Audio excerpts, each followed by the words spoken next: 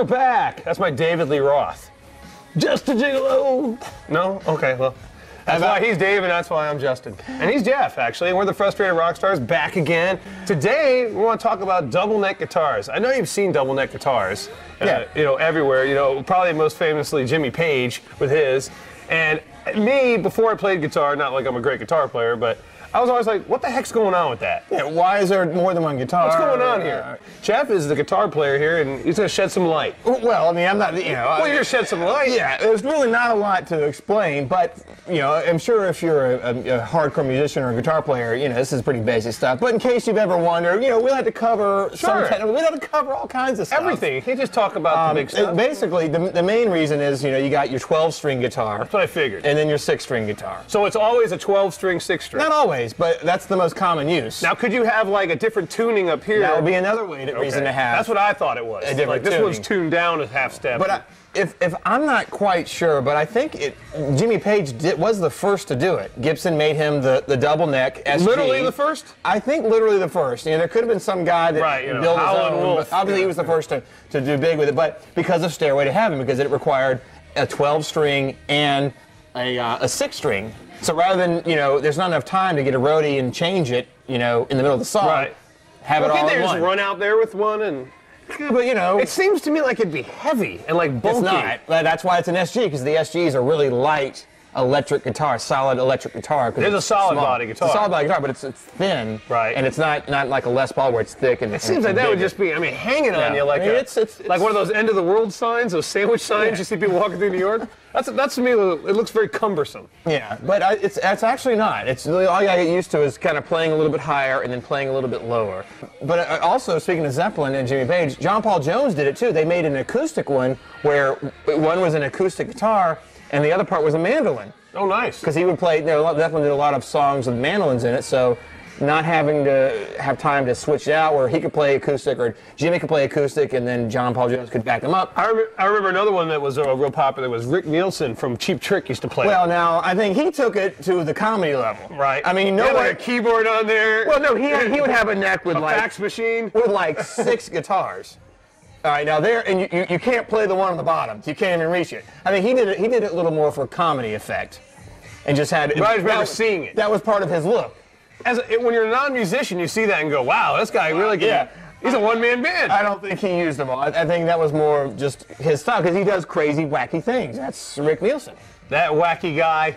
Yeah, and when you listen to Cheap Trick music, really all it is, all the guitar is pretty straight up. Oh yeah, it's pop. Guitar. Yeah, it's C, G, D. I think he was just effing around. All right, well. I thought it was funny when Tesla did it in Love Song. Right. Because people call them a Zeppelin ripoff, all the way down to, hey, Frank Hannon has a double neck guitar just like Jimmy Page. Love Song had kind of a Stairway to Heaven feel, and it started out with a 12-string, and then it had a great guitar solo with a 6-string. Anybody that would say that Tesla is a Zeppelin ripoff has cotton in their ears. There's no, I don't even see a similarity. Well, they're just basing it. So Zeppelin's the only band ever that could have an acoustic intro to a rock song. Well, I think people were just, it was the one Love Song. Because if you hear other Tesla, I don't think it sounds Zeppelin at all. It's just Love Song. Now, I'm sure they grew up listening to Zeppelin and they were an influence. Yeah. But they're not a Zeppelin ripoff band. No, I don't think so. But I think just the people equated Love Song with that kind of Stairway to Heaven format. Now, speaking of SGs, did Angus ever do the double guitar? No, I've never seen him. I've never seen it either. Again, AC/DC, just straight up guitar. In case you're wondering what an SG looks like, if you've ever seen Angus Young, he plays that red guitar with the double cutaway. It like looks like a battle axe or whatever. Yeah. That's what an SG is. Yeah. And you got to explain this stuff too. Oh yeah. We don't just go behind the music; we go in the music. Yeah. And speaking of which, let's go in the noise. This is kind of strange here. Jack Bruce, of course, from Cream. From Cream. Right. Cream, of course, was a band in the late 60s that featured Eric Clapton and Ginger Baker on drums. Right. They were kind of a supergroup. Yeah, they were a supergroup. But anyway, Jack Bruce has described Zeppelin as crap. Whoa. I mean, he's like going off the deep end. F off, Zeppelin, you're crap. You've always been crap. What? And you'll never be anything else. No way. He said that? Yeah. That's like in quotes. Yes, I am quoting him. Paraphrase. He's saying because everyone made such a big deal because Zeppelin did the one reunion show at the Atlantic Records tribute to Ahmet Ertegun. We did all the vocal keys in the original keys. Like, in other words, Cream did their songs in the original key they were recorded. Zeppelin, I guess, lowered things lowered down. the keys so Robert didn't have to hit the high notes. Anyway. All right, sign it or drop it. Well, in light of that, I got to think about that because I don't like that either. If you're going to get together and play, you should be able to do what you used to do. Yeah. I don't want to see a watered-down version, especially at the ticket prices these days. Right. But, all right. Wow, there's so much going on there. I got to think about this. First thing, he shouldn't be saying that. And Cream is one of those bands that, really only music geeks are pretty much into Cream. Yeah. They're kind of a music geek band. They're a great band, but they're not. What's that name? What's the name of that album?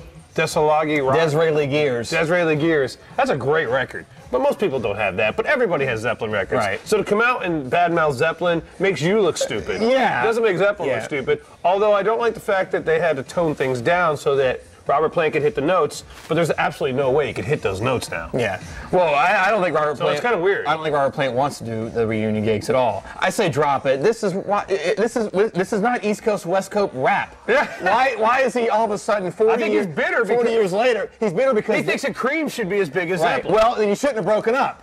Right. Maybe you didn't break up in 1970. You could have made more albums in the 70s. I'm going to go with the develop it on this one. I'm not going to drop it. I'm not going to sign it. I'm going to develop it. I'd like to hear more. I'd like to have a further interview, not just one little soundbite. And see what Zeppelin does. Because I have heard those Cream shows were great. I mean, when you can get that kind of sound from just 3 guys. It's amazing. It's great, See Green Day, see Rush. I'm going to develop this one. I'd like to hear more about it before I form an opinion. Right. But it does sound like a guy that's bitter that he's not. He's not. Yeah. They don't have keychains at Walmart. You can't get a Cream. You can't get a Cream bumper sticker. Good call. Okay. All right. Well, if you got any comments on that, please leave them at YouTube or email us info@thefrustratedrockstars.com, and we may talk about you in commentary. All right. This is from Damage Our Tar Axis. I like that. Damage the Tar Axis. I think I dated her. Yeah. All right. Well, what does Damage the Tar Axis have to say? He or she is commenting on Return of the Heavy Hitters. We did a show about the new albums coming out this fall. Yep. AC/DC, Whitesnake. AC/DC, Whitesnake, Metallica. And, of course, now Guns N' Roses is coming out this month. That's right. Another heavy hitter. Cool stuff. Talking about us. Oh, good. All right. We do the bad ones, too. I listened to both albums. Not groundbreaking, meaning the Metallica and AC/DC, but they sure as hell are better than the other S we hear on the radio these days. Nice. Stupid kids singing about girlfriends and their moms. I like party lyric rock and roll. I don't want to hear about your dad abused you and Runaways, and I want to get back to party rock. Right. All the best bands we like are party rock bands. Aerosmith, AC/DC, Van Halen. Van Halen. Yeah. So I agree with them on that. I will say that I like the new Metallica and I like the new AC/DC. I've heard them both.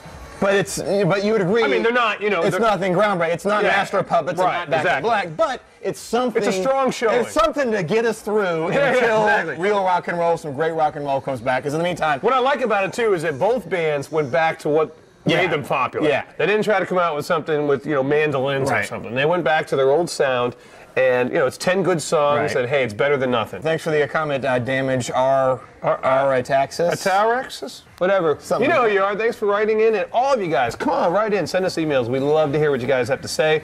Where? And, info@thefrustratedrockstars.com. And, of course, leave it at YouTube or a review in iTunes or Zune. And if you have Sirius Satellite Radio, you can catch us on the Miserable Men Show. That's right. Sunday nights. Yes. 10 o'clock, Howard 101. Howard 101, yeah. It's Howard Stern. We're blowing up. Huh? Yeah. This is Stereo effing City. Right. Sunday night to 10, and we mix it up with a bunch of great comedians, and we mix it up with them talking about music too. Same kind of thing. It's talk and roll. That's what we do. You guys can actually call in if you want to call in and actually talk to us. Hey, it'd be great if you mentioned the fact that you watched us on the internet and then you called in. It is the one live. That would be a feather in the cap. Yeah.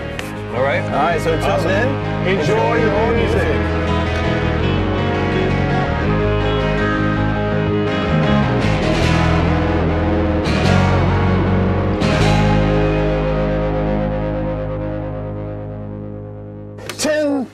People, 10,000 years.